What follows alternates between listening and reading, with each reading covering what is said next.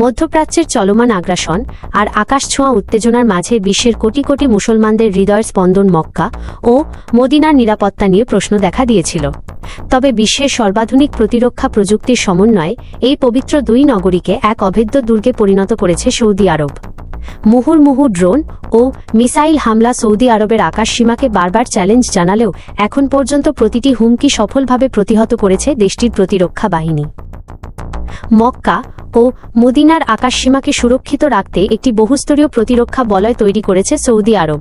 মূলত যুক্তরাষ্ট্রের প্রযুক্তির সাথে দক্ষিণ কোরিয়া ও চীনের আধুনিক সরঞ্জামের সমন্বয়ে এই সুরক্ষা ব্যবস্থা গড়ে তোলা হয়েছে। প্রতিরক্ষা বিশেষজ্ঞদের মতে এই বলয় ভেদ করে কোন মিসাইল বা ড্রোন পবিত্র ভূমিতে প্রবেশ করা প্রায় অসম্ভব।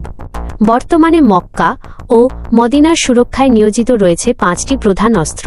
এর মধ্যে অন্যতম যুক্তরাষ্ট্রের তৈরি Patriot PAC air defence system. Mecca ও মদিনার প্রধান রক্ষাকবচ হিসেবে কাজ করছে এই সিস্টেম।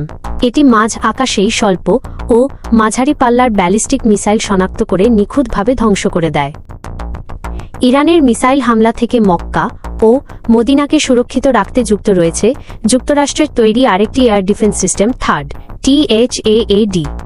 বায়ুমণ্ডলের ভেতরে ও বাইরে উভয় স্থানে হাইপারসনিক বা ব্যালিস্টিক মিসাইল ধ্বংস করতে এটি অপ্রতিদ্বন্দ্বী।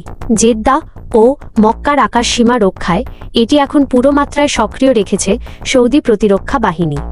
এছাড়া দক্ষিণ কোরিয়ার তৈরি স্যাম ব্লক -2 মোবাইল ডিফেন্স সক্রিয় রয়েছে।